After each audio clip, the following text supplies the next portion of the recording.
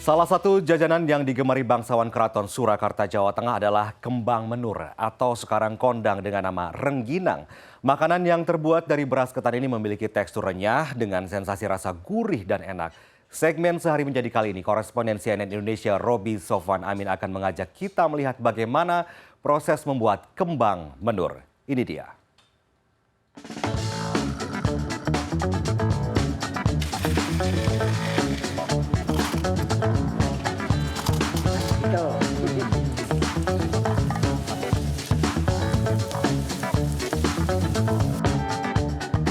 Kembang menur atau rengginang merupakan makanan ringan yang ada dan tersebar di sejumlah kota di Indonesia. Kali ini saya penasaran dengan kembang menur khas kota Surakarta, Jawa Tengah.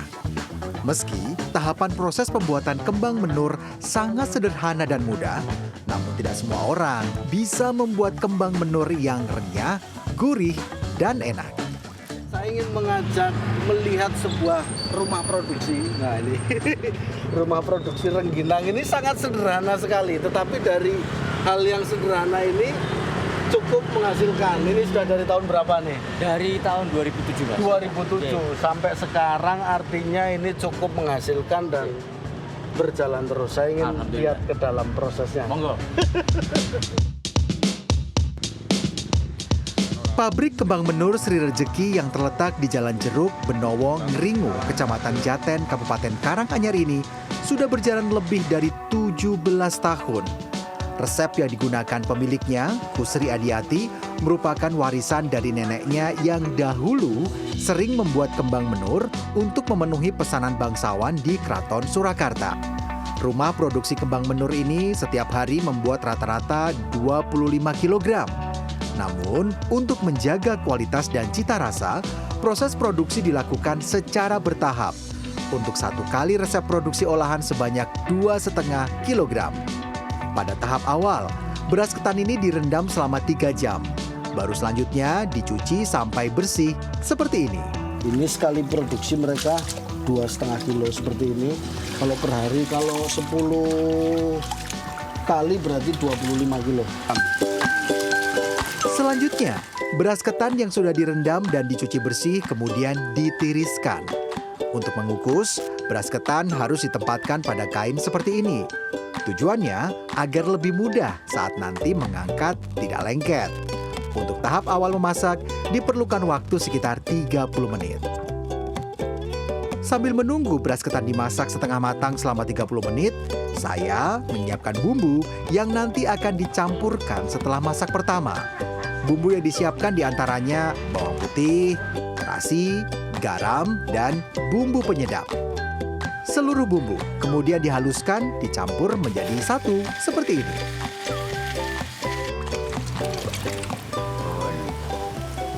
Ampun, selesai. Udah. Ini tinggal, ini bumbunya udah tinggal dicampur sama ketan yang sudah ditanak satu kali. Setelah 30 menit dimasak, beras ketan ini kemudian diangkat untuk ditempatkan dalam wadah dan ditambahkan air serta bumbu yang tadi sudah saya siapkan. Tahap ini dilakukan selain agar beras ketan tidak keras, juga sekalian untuk mencampur beras ketan dengan bumbu agar bumbu meresap. Kita masukkan Bu.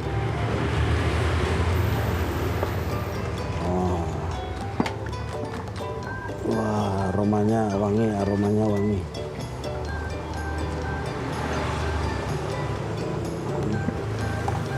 Coba Bu. Selanjutnya, proses menanak yang kedua. Sama dengan menggunakan kain agar mudah dan tidak lengket. Berbeda dengan tahap menanak yang pertama 30 menit, untuk menanak yang kedua tidak sampai 30 menit. Untuk mengetahui apakah sudah matang atau belum, yaitu dengan mencoba. Kalau sudah empuk, berarti sudah dapat diangkat dan siap untuk dibentuk.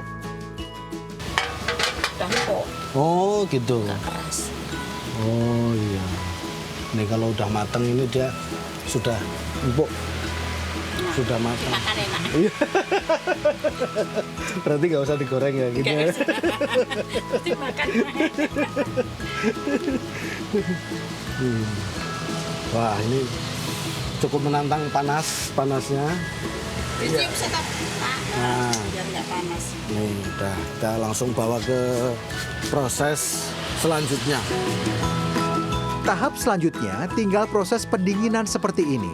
Pada tahap ini bersamaan dengan olahan ketan yang masih panas dilakukan proses pencetakan.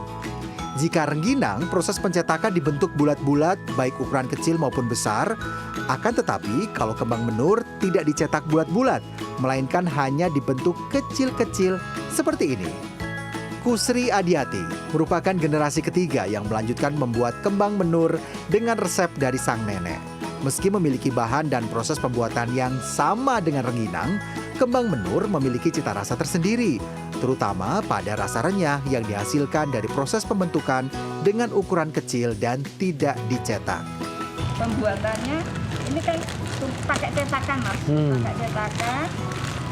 Nah, pakai cetakan, ditekan-tekan gitu. Nah, ini kan gini. Ini dia pakai gini kayak gini apa? Gini. Nah, jadi ini padat loh, Mas. Itu kalau digoreng ya biasa ya, dia ngembang tapi nggak seperti kalau rengginang ini. Kalau kembang menur kan bisa karena kita nyemilnya nyetaknya itu kan nggak ditekan loh, Mas. Kita cuma serut nyemil itu. Jadi mereka bisa ngembang maksimal lah. Makanya dikasih nama kembang menur karena memang bentuknya kayak kembang. Setelah seluruh ketan yang sudah matang sudah dibentuk kecil-kecil, tinggal proses pengeringan. Proses pengeringan dilakukan dengan menggunakan panas matahari. Untuk bisa sampai kering dan siap untuk digoreng, dibutuhkan waktu selama paling cepat 3 hari. Jika kondisi musim hujan, proses pengeringan akan membutuhkan waktu yang lebih lama dan tidak jarang kualitasnya kurang bagus. Dijemur seperti ini. Ini butuh waktu kurang lebih berapa hari, Mak? 3 hari. 3 hari nanti sampai kering seperti ini. Setelah dijemur kering, tahap selanjutnya tinggal proses menggoreng. Proses menggoreng ini juga ada tipsnya. Minyak yang digunakan untuk menggoreng harus benar-benar panas.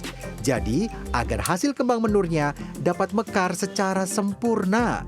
Jika proses menjemur tidak kering dan minyak yang digunakan menggoreng tidak benar-benar panas, maka kembang menur akan tidak matang sempurna. Proses menggoreng juga harus memperhatikan kematangan dan tampilan. Jika kembang menur digoreng sampai sudah benar-benar renyah dan yang pasti harus memiliki tampilan yang bagus secara tampilan warnanya yaitu warna kecoklatan. Panas hati panas. Ini. Nah, ini untuk goreng ini selain jemurnya harus benar-benar kering, pada saat goreng ini minyaknya juga harus panas banget biar mekarnya maksimal. Ini kalau sudah mulai kecoklatan seperti ini, sudah langsung diangkat. Karena kembang menur ini sangat renyah dan gampang pecah, maka setelah digoreng, dibiarkan sampai dingin sebelum dikemas. Proses pengemasan juga harus dilakukan secara hati-hati agar tidak remuk.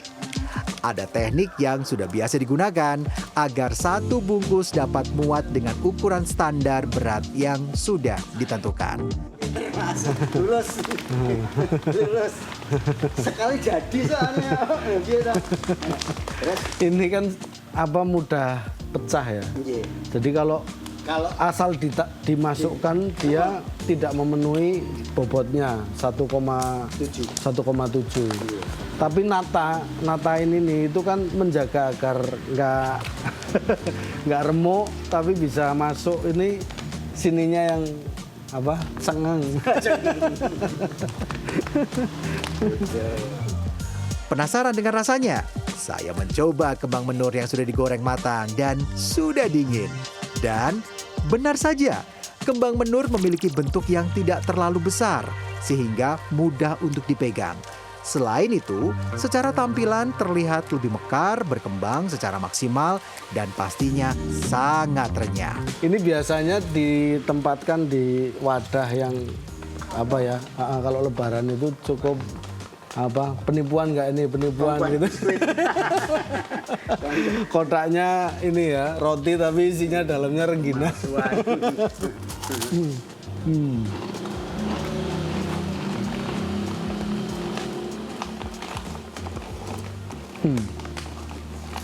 Salah satu yang ngangen nih dari rengginang itu renyahnya,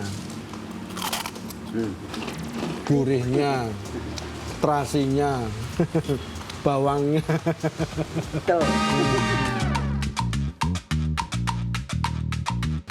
Kembang menur atau lebih dikenal dengan nama rengginang kini telah menjadi satu jenis makanan tradisional yang dijual tidak hanya di sejumlah pusat jajanan oleh-oleh khas Surakarta, akan tetapi telah dipasarkan secara online dan seringkali mendapatkan pesanan untuk beberapa warga negara Indonesia yang tinggal di luar negeri.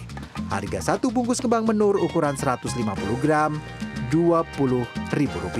Zaman dulu kembang menur atau rengginang biasa dikonsumsi oleh bangsawan keraton. Nah, hari ini kembang menur atau rengginang ini sudah banyak dijumpai di toko oleh-oleh maupun di pasar. Kita sudah bisa menikmati kembang menur atau rengginang. Robi Sofwan Amin, Probokus Hartoyo, Solo, Jawa Tengah. Pak, terke Pak.